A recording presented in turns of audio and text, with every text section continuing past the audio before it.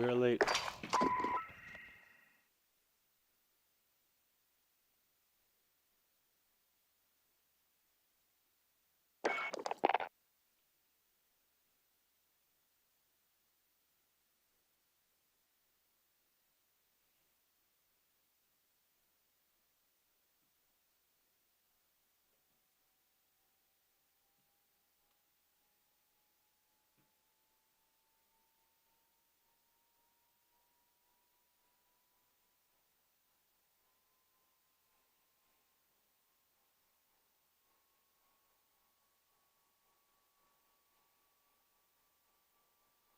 All right.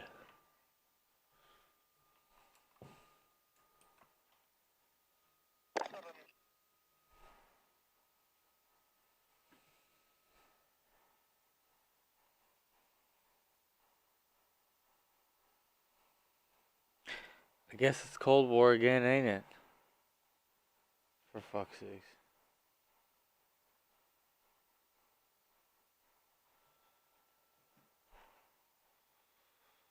For fucking goddamn sakes. Alright. Tying the game, I keep lagging out. Of this Warzone shit.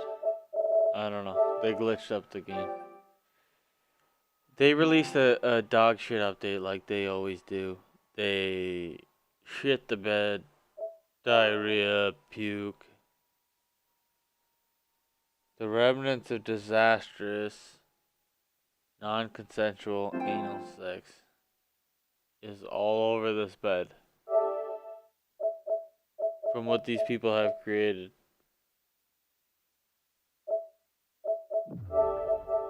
And that's all pretty much I have to say. There's no doubt about it.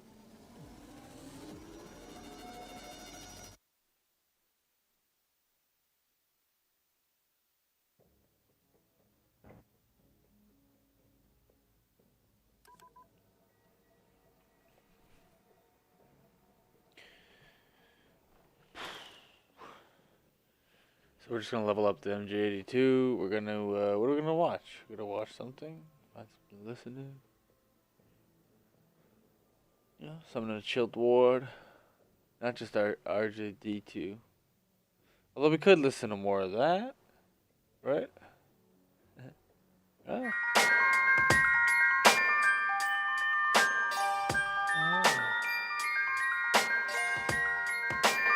Yeah, I guess. Maybe. Sure.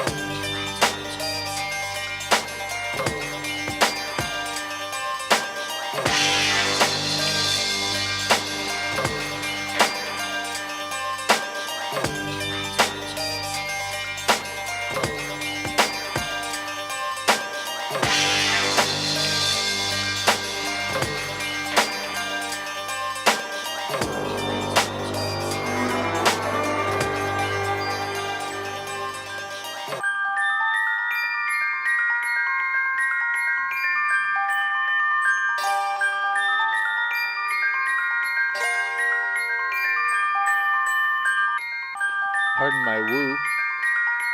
What do you think that is? Explorer's Guide to the Sci-Fi World? That's interesting.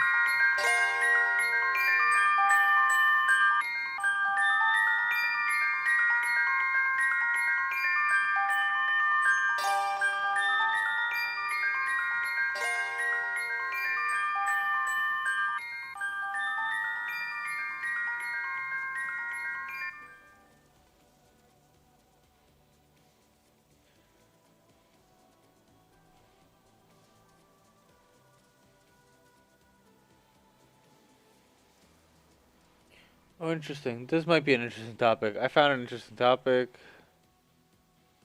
We're going with this interesting topic here. Topic I'm interested in. My opinion. What do I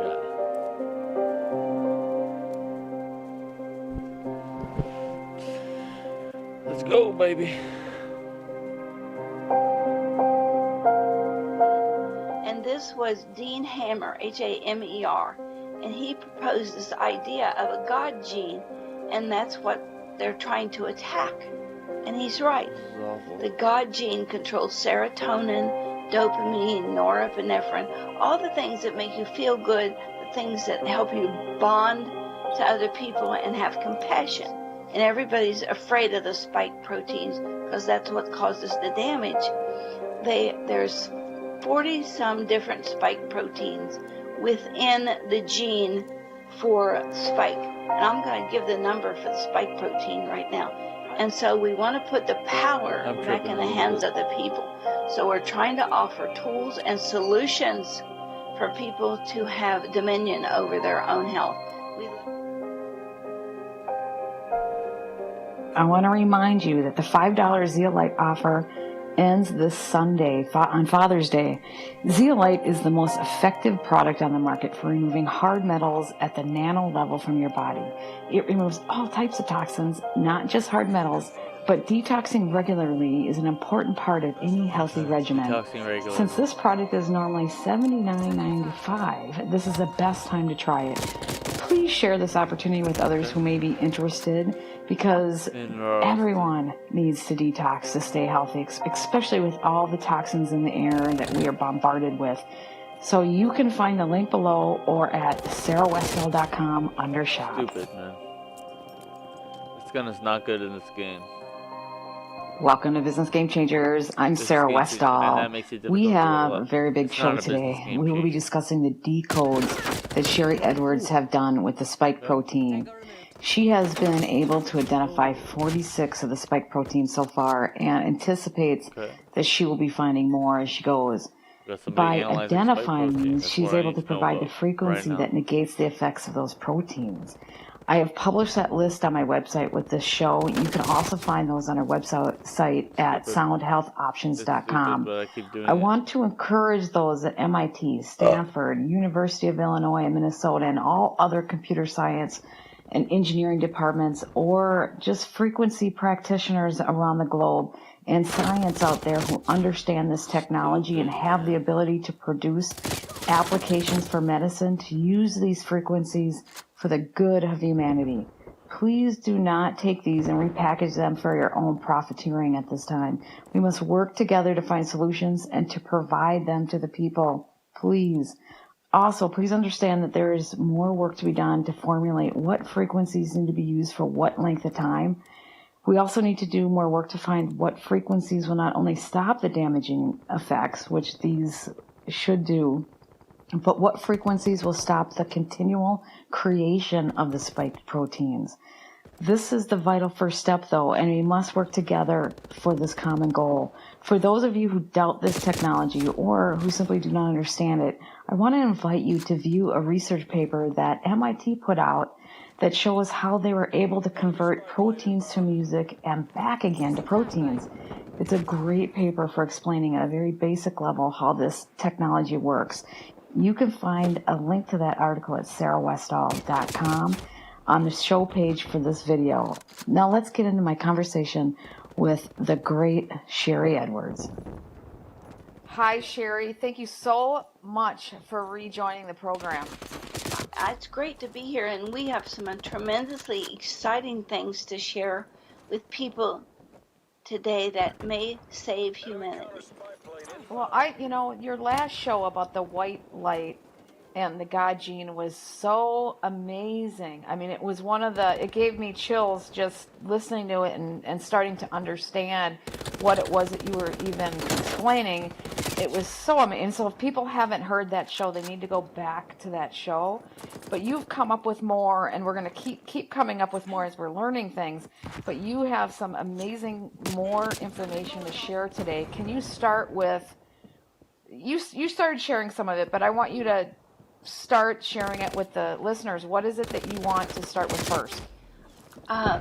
Maybe an understanding for people about what we do, that your brain is your central processing unit and it runs on frequency and math, and we've just cracked the codes of some of that math, that if you have a signal that you want to crook your finger, that goes from your brain down through your neural network and you can crook your finger. There's some different systems, like if you put your hand to fire, it'll jerk away immediately. Nobody has to think about it. But when we look at what is going on here, and that we realized in the past 30 years of our work that we can take a vocal print, a 30-second vocal print, just you talking into a microphone, and we can see what's going on with your body. I just had a guy yesterday from South Africa. Unbelievable. And we look for 5 things with cancer: some Brzezinski numbers, calcitonin, catalase, vitamin A, Krebs cycle, and all of his stuff was in there. It was a great confirmation. Now we have to give him frequencies to try to back that off. Give him frequencies to allow his body to do it through his own brain and through his own neural network. And we've done a lot of things with pathogens, and we have some things to share about COVID and spike proteins and glyphosate and the God gene, in particular the God gene. And this was Dean Hamer, Hamer, and he proposed this idea of a God gene, and that's what they're trying to attack. And he's right. The God gene controls serotonin, dopamine, norepinephrine, all the things that make you feel good, the things that help you bond to other people and have compassion. And when I looked at some of these spike proteins, and everybody's afraid of the spike proteins because that's what causes the damage, there's 40 some different spike proteins within the gene for spike. And I'm going to give the number for the spike protein right now. Probably not allowed to do that because it's intellectual property, but the number is 29.87. If you have that number or any multiple of that number in your chart, you have been influenced by the spike protein. And we did a little show 2 or 3 months ago about crop circles, and you posted it on your site, and it shows a crop circle in England that has this coronavirus, and it shows a spike protein, and it also gives the antidote for it. And so I will send that to you because I don't know it on the top of my head, and we will post that. Now all of it is in. Now, did that antidote? Question: what was that antidote? Was it the God gene? Was it white light? What was it that they were saying in that? It's a big long name, and I can give people the formula for it. So here's a crop circle showing the pathogen, and within about 20 miles was another crop circle that showed the antidote. And it's cytotoxic T lymphocytic antigen 4. And I'll send this article to you because in it, it gives people a recorder that they can use to give themselves this sound. But we've only used the numbers that we have on about 6 people that had COVID to help them take away the symptoms, and it's worked.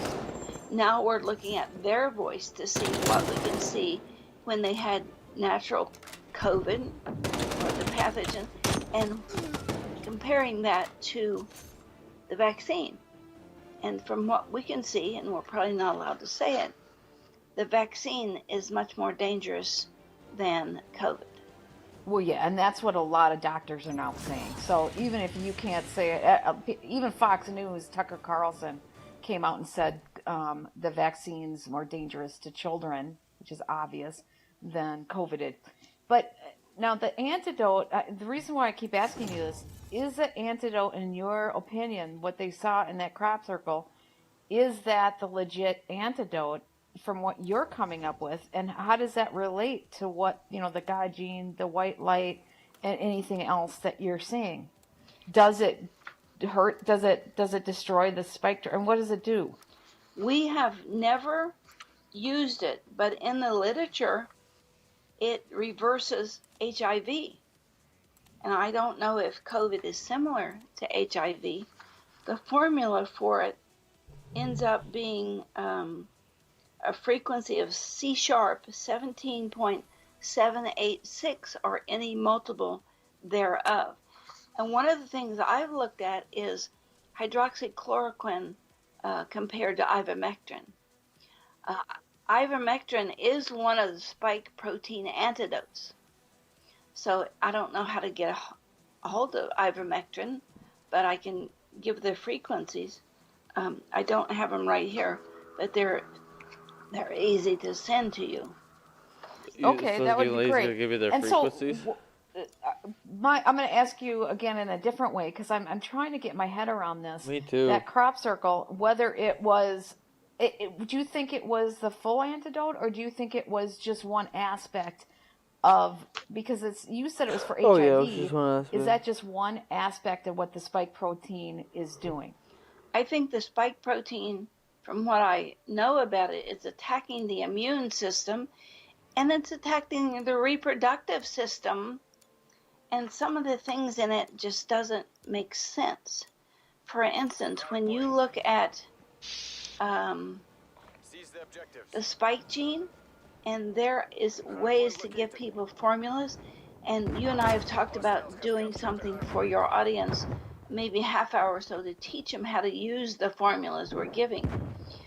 But in every formula, there's a base and then something called the antidote, a reciprocal. All right.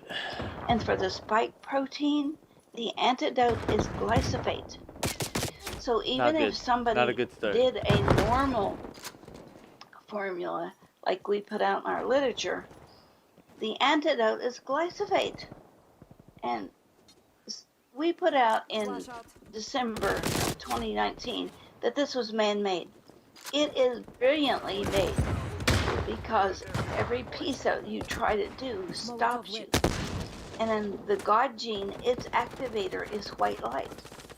And when you look at white light as a concept and a biochemical, the white light comes together when the sperm and the egg come together, and the frequency of it is ATP, adenine triphosphate, the first chemical that's made, and also is the first chemical that oxygenates the cells. You use to clean fittings. So whoever put this system together is brilliant. So are you finding that the white light is an all-encompassing solution, even when you're talking about glyphosate and these other elements in HIV? When you look at white light, it takes a frequency, or colors, a better example, I can't even walk out divides it into its parts. My thing, so white light is like an all-encompassing God light. But I'm not very this good is the answer, because all light in combination can either be black as pigment or white as light. And if you have nothing else, use the frequencies of white light, and that is 1585 or any multiple thereof, 15.85. And what blows my mind about this is the antidote for the spike protein is glyphosate to the 100th decimal point. That's incredible. What does that mean? Why is that so incredible? Because you can get close. Like if you're having a recipe and you substitute ingredients, that's what it's like. So each number represents a lot of things. And when we get exactly, I mean, we do 6 decimal points. And this way, I didn't go to 6, I only went to 3.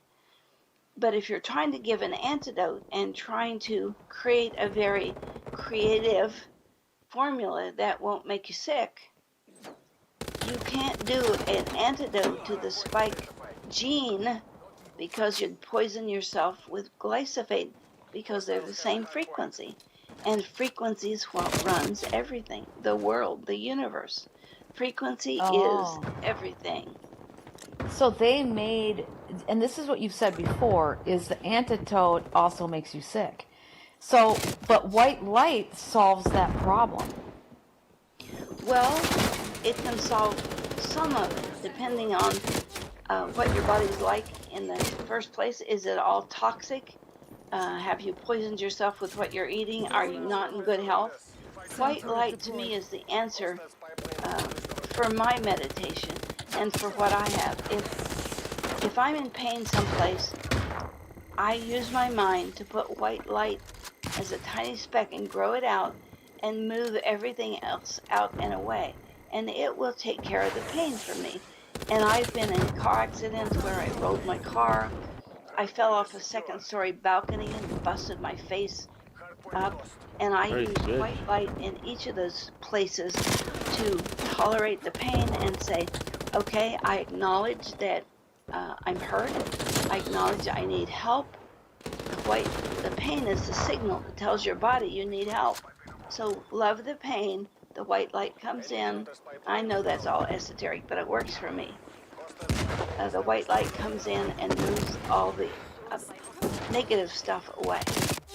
But what will it do to the frequency of white light? What will it do to the spike protein and the vaccine? And I know this is preliminary because you're trying to figure it out, but what do you believe it'll do? I believe that it will disperse the frequencies that are negative that your body does not want, but it's very esoteric. Put the white light around you and God will protect you.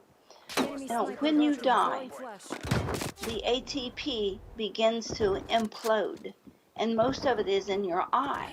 So here's a crossover from the actual biochemistry of ATP imploding at the point of death, and you carry a lot of ATP in your eyeball as excess.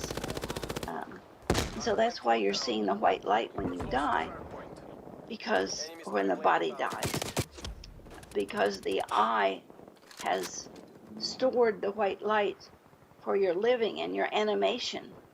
Go look it up. It's part of the Krebs cycle, the energy cycle of the cell. I've heard some people explain that when you die, your neurons in your brain are all firing at the same time as you die. Is that accurate, or is that just somebody trying to explain away how the white light is just you dying? I don't know how to explain it. I wish I did, but biochemically I can explain it. That the ATP comes together when the sperm and the egg come together and conceive. Then and only then is the ATP available and the body starts to divide and reproduce and create a baby. So it makes sense to me that if you store that white light in your eye and it dissipates at the point of death, we can look at the white light, we can look at putrescine, and we can look at cadaverine. And those are some of the chemicals, and we can look at them as frequency if you're dying. Okay, so what is Gardasil doing to people? I'd like to take a step back.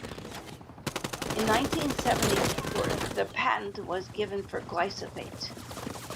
They lost their patent in 2000. Now, the frequency of glyphosate is being used for many things, and one of them is to mess up reproduction.